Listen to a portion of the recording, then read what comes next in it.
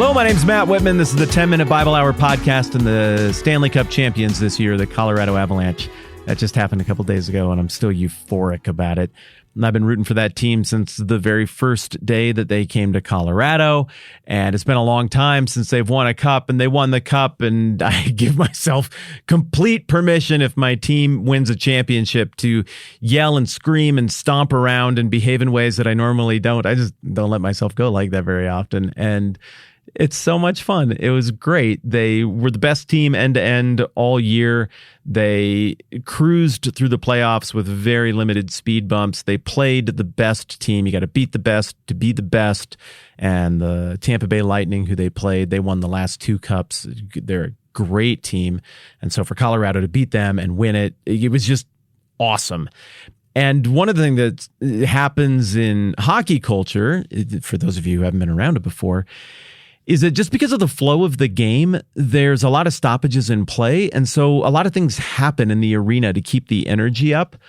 And, you know, you've got, if the goalie holds onto the puck, or there's offside or icing, or the puck goes out of play, or there's a penalty, or there's just a ton of reasons. Anytime there's a whistle, you're going to have to do a face-off, a puck drop, and you got to do something with those few seconds while you reset everything and there's no action happening. And so you've usually got a stadium DJ that picks songs, but there's something about the hockey clientele that makes them way more up for singing along.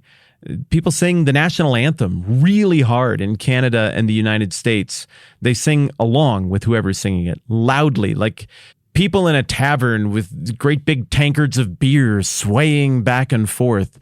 And there's also been this thing that's happened where each team, at least teams that are having a lot of success, gradually there becomes kind of a good time party song that for whatever reason just clicks with that fan base. And if things are going well, usually in the third period, there are 3 periods in hockey, the house DJ will play that song and everybody will just start singing along. A few years ago, the St. Louis Blues, who the Avalanche beat on their way to the Stanley Cup championship this year, the St. Louis Blues had that Laura Branigan song that if you're old, you remember, and if not, you don't. But it's a really good song. It's called Gloria, and everybody would sing along with that, and that was fun. Well, for the Avalanche, it was Blink-182's All the Small Things, and it was just so fun when that would come on during home games and the stretch run of the season and the playoffs, because you know it just means that, hey, things are rolling. They're probably going to win, and everybody is united in this thing. Like, nobody cares what everybody else in the arena thinks about this political issue or that political issue and all the things we bicker about all the time. Like, it's so simple. We want our team to put the biscuit in the basket more than the other team does. It's like, go our team. And then the song comes on and everybody links arms and sings along, and you can only play the music for so long. Then when the puck drops, you got to throttle that back so the players can focus on playing hockey. But then the arena keeps singing and they go all the way through like 2 verses, and it's a blast. And you still kind of get that, you know, if you go to church, but there just aren't many opportunities to sing along united in purpose and cause outside of that environment. And when you do experience it, if you're not used to it, I think it's a really special thing. Thank you for indulging my desire to talk about the Colorado Avalanche, but there is a likewise here. And the likewise is this: in Matthew chapter 26, after all of this Last Supper stuff and even the business about somebody's going to betray me, they wrap up the meal in an oft forgotten verse with a song. It's the only point that I can think of, at least in the Gospels, where we have record of Jesus singing a song. Here's the verse, Matthew 26:30. When they'd sung a hymn, they went out to the Mount of Olives. That's it. That's all we're going to get through today. First of all, I just think it's cool that a room full of dudes with no instruments were like, and now we shall sing together. And also, it's super sad that you're going to die like tomorrow or the next day, our host and our metaphorical father of this new family here, but it seems like a good time to sing. And so then they sang.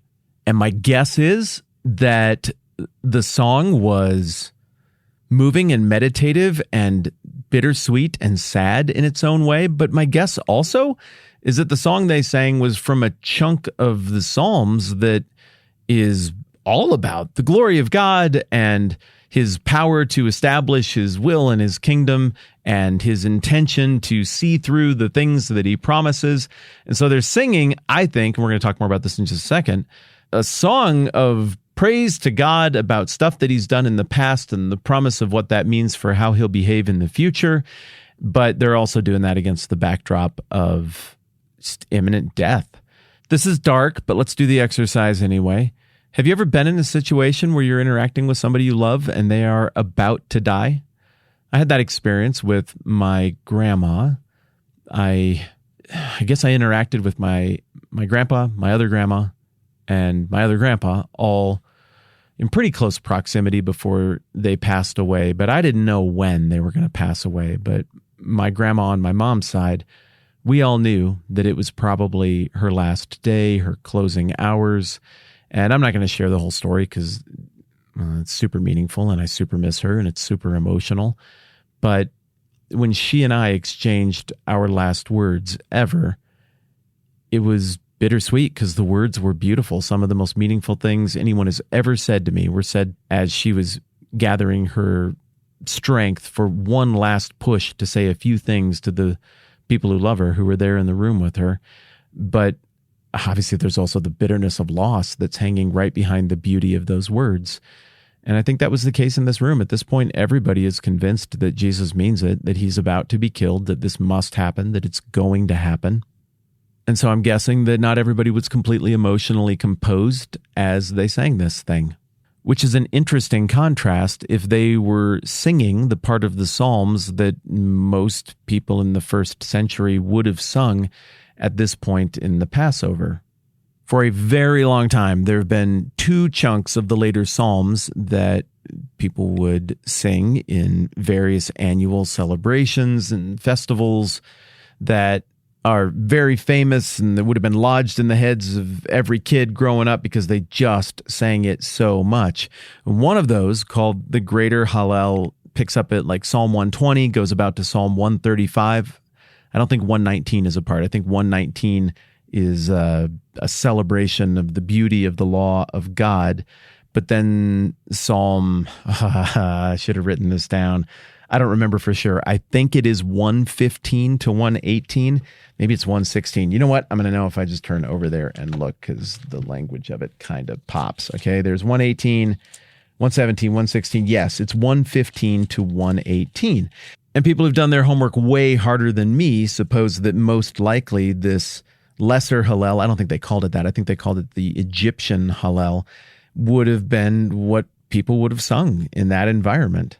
It echoes some of the stuff that the Hebrew people sang right after they crossed the Red Sea. It celebrates the power of God to deliver. It celebrates his consistency and his long view of things and that he keeps his promises. But another thing that's interesting about this is that especially the end of this Egyptian Hallel, Psalm 118, is loaded with references that have come up around the book of Matthew.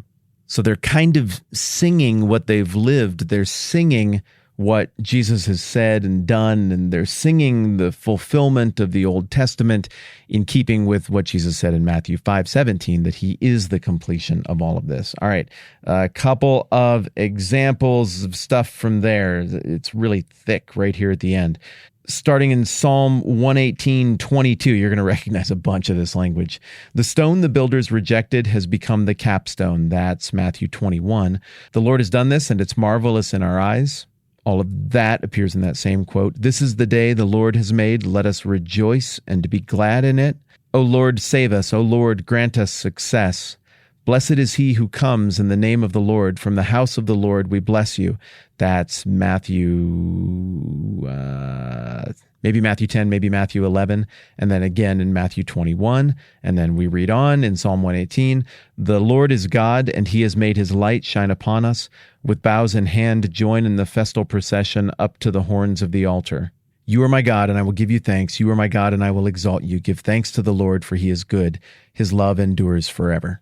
If indeed Jesus and his disciples sang what so many other people would have sung to commemorate the Passover at that point in the history of Judaism, then what we have here is a phenomenon that Luke emphasizes heavily in his gospel, which is the idea that toward the end of his time with the disciples, Jesus opened their eyes to how he was the fulfillment of the Old Testament. There's, I got to do this quick, but there's an incident after the resurrection in Luke where Jesus encounters some people who really liked Jesus but didn't recognize him because, they thought he was dead. And he comes back to life and they're walking on this road to Emmaus and Jesus is like, how you doing? And they're like, oh, we're sad. And Jesus is like, what are you sad about? And they're like, didn't you hear about the Jesus thing? And Jesus is like, interesting. And then he reveals to them who he is. And they're like, what? And he opens their eyes to the scripture. And then he goes back and he encounters the disciples and he opens their eyes and they understand how it all fits together and flows. And then early in the book of Acts, which is also by Luke, we see Peter imitating this, trying to show people on the day of Pentecost the connections between all of the old stuff and the new stuff and how Jesus is indeed the completion and fulfillment of all of that. And my point in bringing those things up once again is to say that if this is what they were singing, then like their final thing that they did together before it all got busted up and they got scattered, as we're going to see in the very next verse, then, well, this is Jesus doing the same thing. We're seeing more of the same impulse to really connect the dots, to put it right in front of them. Are you getting it? Do you understand how I am the completion of this thing and how what is about to happen is born out of the same character and consistency and goodness and impulse toward redemption that delivered you from slavery in Egypt all those years ago? Which obviously would also be a very nice and fitting way to wrap up all of the symbolism and the theological point of what the Passover meal is. I can't help but wonder if they were any good. It's a bunch of fishermen and stuff, and so I think about that song that was on the cassette tape that I had of the Little Mermaid soundtrack, with all the swarthy seamen singing on the deck as they sail. The bottomless blue, and there's something about the Little Mermaid. There's something about boats and seas. I don't remember the song super well, but I wonder if it was like that, like kind of one of those high seas rowing songs, or I wonder if maybe they were just like absolutely terrible. Or maybe it was just such an important moment that by the power of God, everybody was super awesome. And it was more like when the dwarves pulled out perfect 12-part harmony around a fireplace to just absolutely nail that Misty Mountain song. But the point is, Matthew's a pretty good book, and also the Avalanche won the Stanley Cup. I'm Matt. This is the 10-Minute Bible Hour podcast. Let's do this again soon.